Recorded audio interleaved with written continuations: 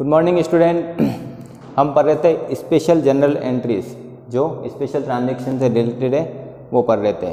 तो पिछले वीडियो में हमने पढ़ा था डिस्काउंट से रिलेटेड और बेड डेप्थ से रिलेटेड, और उससे पहले हमने गुड्स से रिलेटेड, यानी ये एंट्री हमने पढ़ ली है, गुड्स से रिलेटेड ट्रांजैक्शन जो स्पेशल होते हैं वो, फिर बेड डेप्थ से रिलेटेड, और फिर कैश डिस्काउंट और ट्रेड डिस्काउंट, डिस्काउंट से रिलेटेड ट्रांजैक्शंस।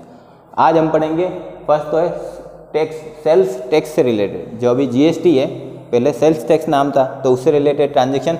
जब आप कोई चीज़ सेल करोगे तो उसके ऊपर टैक्स जोड़ के फिर सेल करोगे ना। जैसे आप इनवॉइस बनाओगे बिल, तो उसमें क्या होगा कि जो चीज़ आप सेल कर रहे हो उसके ऊपर जो टैक्स है, जैसे 14%, 12%, 18%, वो उसकी सेलिंग प्राइस में ऐड करके फिर उस पर्सन को बिल बनाओगे टोटल अमाउंट का, जो टैक्स उसमें इंक्लूड होगा, और वो अमाउंट आप उस कस्टमर से लोगे। तो उसकी जनरल एंट्री किस टाइप से करनी है आपको, तो सबसे पहले आपको लिखना है कैश अकाउंट DR, यानी ये टोटल अमाउंट हो जाएगी जो आपने टोटल रिसीव की है आपको, ठीक है, जो आपने कैश रिसीव किया है। अगर कैश नहीं उधार पे दिया है तो आपको यहाँ पर नाम लिखना उसका, डेटर्स का, ठीक है। फिर टू सेल्स लिखना, सेल्स में जो आपकी सेलिंग प्राइस है वो लिखनी है, यहाँ पर सेलिंग प्राइस आ जाएगी, जैसे कि 10,000 का उसने लिया है जो भी चीज़ है वो। फिर उसके ऊपर टैक्स कितना है, सेल्स टैक्स, वो अमाउंट लिखनी है आपको, टैक्स अमाउंट, वो भी CR करनी है। तो यहाँ पर टू सेल्स, सेल्स की अमाउंट लिखनी है, और सेल्स टैक्स, टैक्स की अमाउंट लिखनी है। इन दोनों को प्लस करने पर जो अमाउंट आएगी वो टोटल यहाँ पर लिखनी है कि आपने कैश इतना रिसीव किया है, या फिर किसी से लेना है तो डेटर से, तो उसके कितना लेना है, टोटल अमाउंट वो यहाँ आएगा।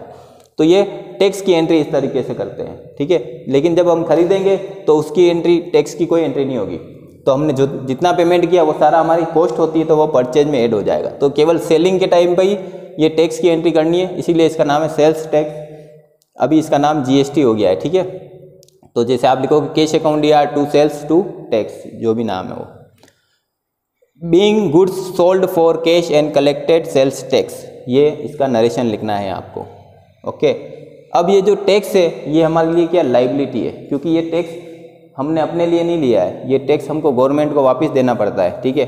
हर क्वार्टरली या हाफ ईयरली या ईयरली जो भी बेसिस होता है उसमें हमको जितना भी कलेक्टेड है टैक्स, पूरे टाइम पीरियड का जितना भी हो रहा है वो सारा हमको गवर्नमेंट के अकाउंट में जमा कराना पड़ता है और उसका हिसाब देना पड़ता है।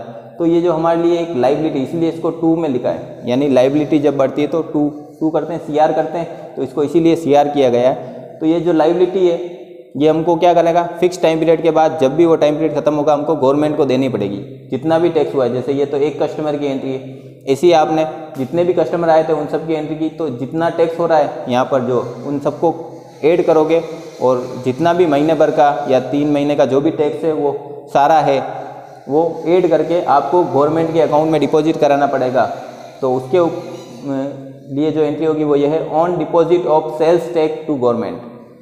जब हम गवर्नमेंट के अकाउंट में ये जो सेल्स टैक्स है कलेक्टेड पूरा वो जमा कराएंगे, तो एंट्री करनी है sales tax account DR to cash. जितना भी टैक्स हमने लिया था वो हमने टू कैश, यानी गवर्नमेंट को वापस दे दिया है, तो sales account DR to cash ये एंट्री करनी है। जबकि हम दे रहे हो गवर्नमेंट को, तो यहाँ गवर्नमेंट का नाम नहीं आएगा, यहाँ पर तो हमको टैक्स ही लिखना है, sales tax to cash, okay. तो ये हो गई एंट्री सेल्स टैक्स से रिलेटेड। 2 एंट्री है, फर्स्ट तो रिसीव करेंगे तो, और सेकंड उसको पेमेंट करेंगे जब गवर्नमेंट को। अब अगला एक और एग्जांपल है कि expenses paid on purchase of fixed asset. जब हम कोई फिक्स्ड एसेट खरीदते हैं और उसके ऊपर कोई एक्सपेंसेस देते हैं, जैसे हमने कोई मशीन खरीदी, तो उसको जो फैक्ट्री तक का लाने का खर्चा है, आपकी फैक्ट्री जो है वहाँ तक लाने का खर्चा, और उसको वहाँ पर सेटअप करने का जो कॉस्ट आएगी वो सब उसी के अंदर ऐड करनी है, जो एसेट हमने खरीदी उसी के अंदर। तो आपको जो एंट्री लिखनी है इसके ऊपर वो लिखनी है asset account DR to cash account. क्या एंट्री होगी, asset account DR to cash. जैसे हमने पढ़ा वेजेज देनी पड़ती है, तो वेजेज भी उसी में ऐड हो जाएगी। तो यहाँ पर मैंने एग्जांपल लिया है, ए machinery purchase last month and installation charges paid ₹1,200। अब यहाँ पर हमने एक मशीनरी खरीदी थी, तो उसकी कॉस्ट यहाँ पर नहीं दी हुई, क्योंकि उसकी एंट्री हमने कर ली है, क्योंकि लास्ट मंथ खरीदी थी। उसके ऊपर इंस्टॉलेशन चार्ज हमने दिया है 1,200। तो यहाँ पर इंस्टॉलेशन चार्ज जो है वो एक खर्चा है, तो हम यहाँ पर लिखेंगे installation charge account DR to cash, ये नहीं लिखेंगे। Installation charge account DR to cash, ये एंट्री नहीं करनी है, हमको लिखना है यहाँ पर machinery account DR to cash, machinery account DR to cash. यहाँ इसका मतलब ये हो गया कि अगर आप कोई मशीनरी खरीदते हो या फिक्स्ड एसेट खरीदते हो तो उसको चलाने तक का खर्चा, यानी कि आपकी इस बिजनेस के प्लेस पर लाने तक का खर्चा और उसको स्टार्ट करने तक का जो एक्सपेंसेस होता है वो सब उसी में ऐड करना है, जो एसेट आपने खरीदी उसी में, machinery account DR to cash. फिर आपने ये खरीद लिए और कुछ सालों बाद अगर इसमें कोई मिस्टेक हो गई और आपने उसको रिपेयर कराया तो उसके लिए क्या एंट्री करोगे, तो जैसे रिपेयर पेड ऑन मशीन, आपने कोई मशीन पहले खरीदी हुई थी, चाहे ये 2 महीने बाद ही इसमें कुछ मिस्टेक आ गई और आपने रिपेयर कराई, तो उसके लिए हमको फिर मशीनरी अकाउंट नहीं लिखना, फिर आपको लिखना है repairs account DR to cash, repairs account DR to cash.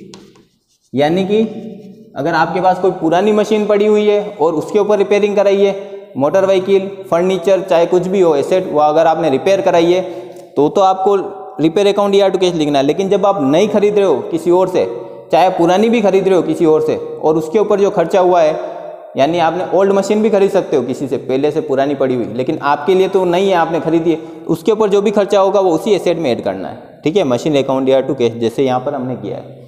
तो ये हमने पढ़े हैं दो, एक तो सेल्स टैक्स और एक expenses paid on purchase of fixed asset. तो आज के लिए बस इतना ही, नेक्स्ट हम पढ़ेंगे अगले वीडियो में। Thank you very much.